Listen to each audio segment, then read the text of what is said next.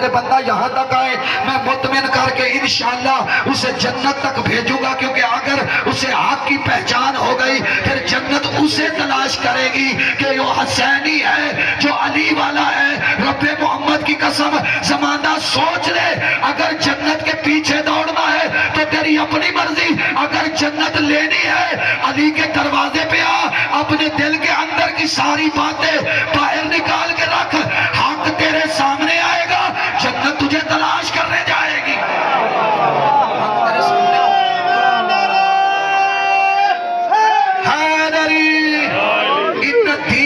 اللہ الاسلام، بات میں نے شروع کر دی، بہترین دین دین اسلام ہے۔ اسلام میں جبر کوئی نہیں، زبردستی کوئی نہیں، محبت ہی محبت ہے۔ لیکن پتہ کرنا ہے دین میں اتنی محبت ہے تو یہ دین ہم تک پہنچایا کس نے اور دین کو بچایا کس نے؟ یہی ہمارا موضوع ہے۔ دین پہنچانے والا کون ہے، بچانے والا کون ہے؟ اور اگر کوئی دین پہ قائم ہو گیا تو پھر قائم کی کچہری تک پہنچ جائے گا، اور جو قائم کی کچہری میں چلا گیا اسے خود پتہ چل جائے گا ان کے مظہر العجائب کیا ہے۔ مولا تمہیں سلامت رکھے۔ سب سے پہلے ریسرچ کریں گے، پتہ کریں گے یہ جو مجلس ہو رہی ہے بازاروں میں، بارگاہ میں، جس میں ہم بہن بیٹیاں لے کے آ جاتے ہیں، وجہ کیا ہے؟ نہ ہم کوئی پاگل ہیں، نہ بے ایمان ہیں، نہ ہم میں سوچ کی کمی ہے، ہم بازار آتے کیوں ہیں؟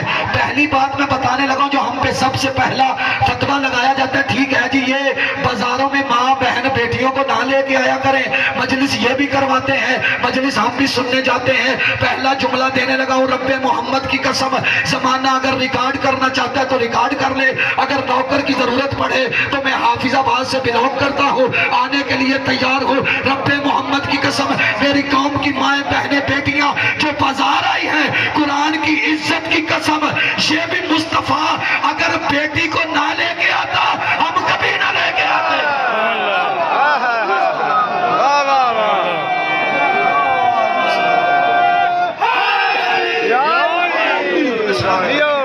میری اپنی بات ہے، میں قرآن پڑھنے لگا ہوں بھائی، مقابلہ کس کے ساتھ؟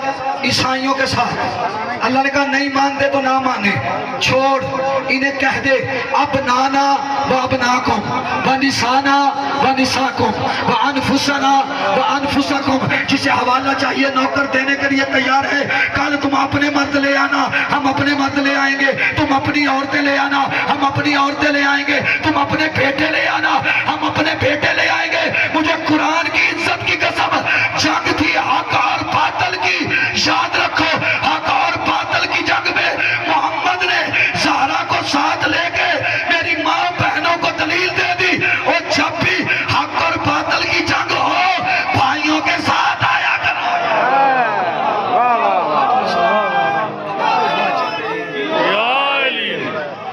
ہم ایسے نہیں آتے، نبی اس کو لے کے آیا ہے جو بطول ہے۔ ہماری ماں بہنوں کی اوقات کیا ہے؟ بطول آئی ہے۔ بتاؤں بطول کسے کہتے ہیں؟ بطول اسے کہتے ہیں جس سے گفتگو کرنے کے لیے کم از کم زبان خدا کی ہونی چاہیے۔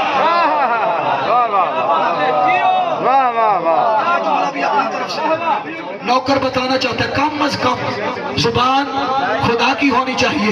میں نے کہا 1,24,000 انبیاء آئے، اوصیاء ہے، اولیاء ہے، ولی آئے، کسی کو کوئی لقب نہیں ملا، کسی کو خلیل کہتا ہے، کسی کو روح اللہ کہتا ہے، کسی کو اپنا دوست کہتا ہے، کسی کو صحابہ کہتا ہے۔ رب محمد کی قسم ہر کسی کو الگ الگ لقب دے رہا ہے۔ واحد امیر المومنین ہے جسے کہا لسان اللہ ہے، اذن اللہ ہے، وجہ اللہ ہے۔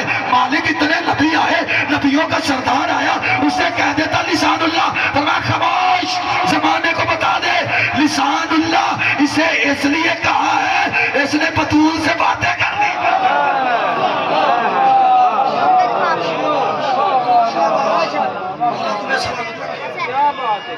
اس نے بطول سے باتیں کر لی۔